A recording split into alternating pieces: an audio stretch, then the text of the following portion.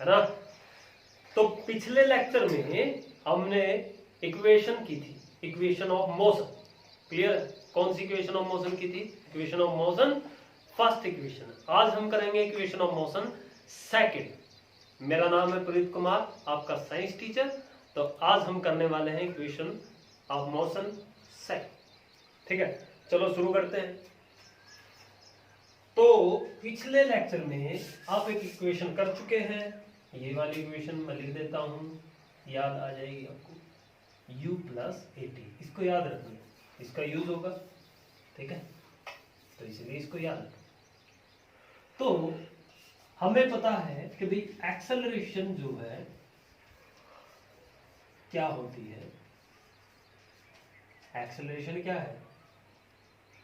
ठीक है, change in velocity,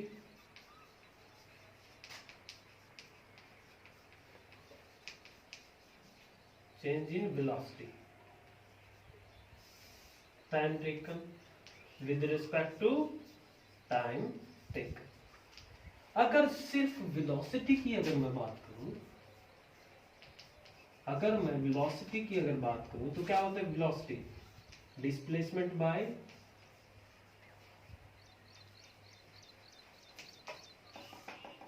time, displacement by time.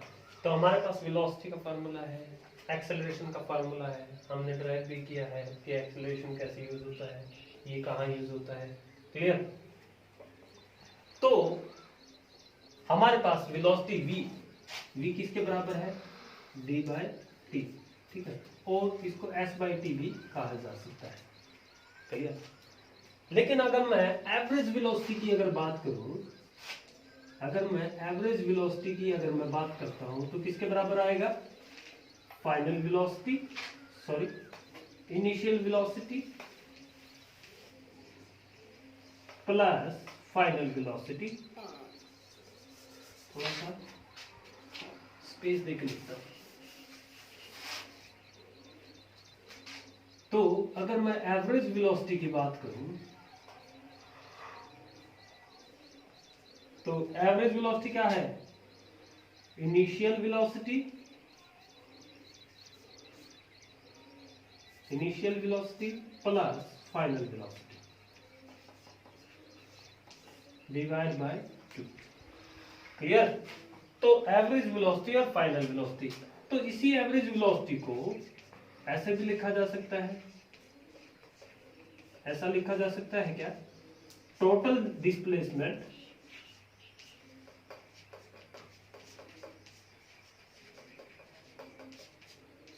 Bye total time, या time taken, total time taken, कुछ भी जो मन करे वो बोल सकते हैं, टोटल टाइम टेकन। तो इन दोनों इक्वेशन से हमें क्या मिला? इससे क्या मिला? Total time taken, total displacement, total displacement को मान लिया s, क्योंकि यहाँ पे डिस्प्लेसमेंट को s से डिनोट करेंगे आप, तो यहाँ पे टोटल डिस्प्लेसमेंट क्या है? s, और टोटल टाइम क्या माना? t। तो इसका मतलब आपकी वेलोसिटी किसके, एवरेज वेलोसिटी किसके बराबर है? s बाय टी के बराबर। अगर मैं एवरेज वेलोसिटी की अगर बात करता हूं तो यहाँ पर initial velocity, final velocity, initial velocity u है भाई, initial velocity plus final velocity divide by 2। तो आपके पास दो इक्वेशन आ जाती है, initial velocity and final velocity. ठीक है, average, initial, final divide by 2। तो इन दोनों इक्वेशन को अगर मैं सोल्व करूं तो दोनों इक्वेशन को अगर मैं सोल्व करता हूं, s by T is equal to U plus V by, तो हमारे पास सबसे पहले एक इक्वेशन थी v is equal to U plus A T, है ना। तो इसकी इक्वेशन v की जगह यहाँ पे पुट करो तो आपको कुछ मिलेगा। यहाँ से देखो क्या मिलेगा, u प्लस v की जगह पे u plus A T, clear, divide by 2। तो यहाँ s बाई टी, क्लियर। तो यहाँ से आपको मिला 2u बाय, इसको अलग कर दो, इसके नीचे 2, यहाँ इसके नीचे अलग कर दो 1/2 ए टी। ठीक है, यहाँ पे s बाई टी, तो ये क्या हो गया? कैंसिल आउट हो गया। तो आपके पास बचा u plus 1/2 A T is equal to s by T. T को क्रॉस मल्टीप्लाई करो तो S is equal to, T को क्रॉस मल्टीप्लाई करोगे तो एस किसके बराबर आ जाएगा, यूटी प्लस टी की इसके साथ मल्टीप्लाई करो तो 1/2 ए, टी एक था यहां से एक टी और चला गया तो ये टी का स्क्वायर 1/2 ए टी स्क्वायर। तो इस तरीके से आपके पास एक इक्वेशन आ जाती है जिसको कहा s equal to UT plus में half A T square. This is known as equation of motion. तो हमारे पास फर्स्ट इक्वेशन ये थी, तो सेकंड इक्वेशन क्या बनी, सेकंड इक्वेशन बनी भाई हमारी s equal to UT plus 1/2 half A T square, मतलब 1/2 और हाफ ए टी स्क्वायर। ठीक है, as you can say s equal to UT plus 1/2 A T square. Clear. तो इस तरीके से आप इक्वेशन 2 को ड्राइव कर सकते हैं। ये आपकी इक्वेशन 2, इक्वेशन ऑफ मोशन।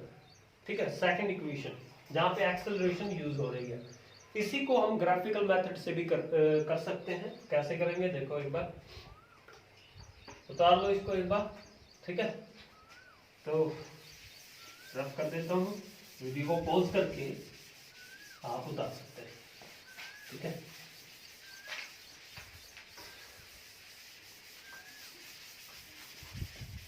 इसका ग्राफिक देखो, हमने पिछले इक्वेशन में ग्राफ बनाया था ये बात, जहां पर इनिशियल वेलोसिटी से आपने ये पॉइंट ड्रॉ किया।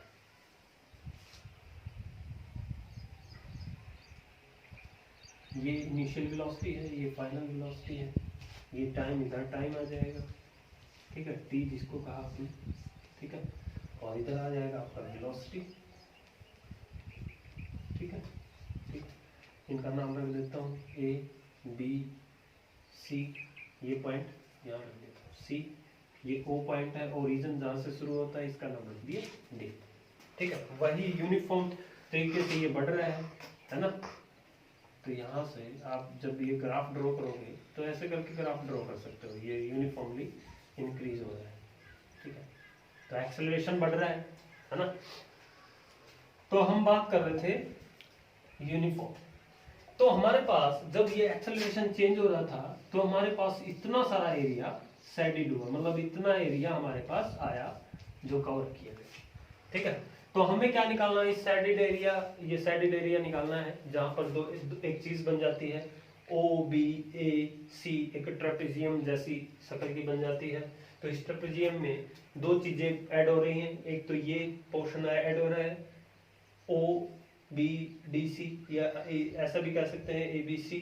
ठीक है, ठीक है, ये एंगल बीच में आता है। तो यहाँ पर एक ट्रायंगल बन गई और एक रेक्टेंगल बन गई। तो टोटल शेडेड एरिया, तो हमें फाइंड आउट ये करना है सेकंड इक्वेशन। ठीक है, equation of motion, equation of motion. तो यहाँ पे क्या करेंगे इक्वेशन ऑफ मोशन में, s equal to UT plus 1/2, ये हमें फाइंड आउट करना है। ठीक है, हाफ ए टी स्क्वायर। तो यहाँ पर जो शेडेड एरिया है हमें निकालना है टोटल शेडेड एरिया, ऐसा लिख दो शेडेड एरिया। तो हमारे पास टोटल शेडेड एरिया निकालना है जिसको हमने क्या कहा, एस का। क्लियर, टोटल डिस्टेंस ये। तो हम क्या मानेंगे, यहाँ पर दो चीजें जुड़ी हुई हैं। एक तो जुड़ी हुई है ट्रायंगल जिसका एरिया क्या होता है परपेंडिकुलर बाय बेस। तो यहाँ पर area of triangle ABC plus area of rectangle. ठीक है, रेक्टेंगल कौन सी है, ओ बी डी सी, ऐसा O B C D C. ठीक है, तो यहाँ पर एरिया ऑफ रेक्टेंगल क्या हो गया 1/2 perpendicular AD into base B D.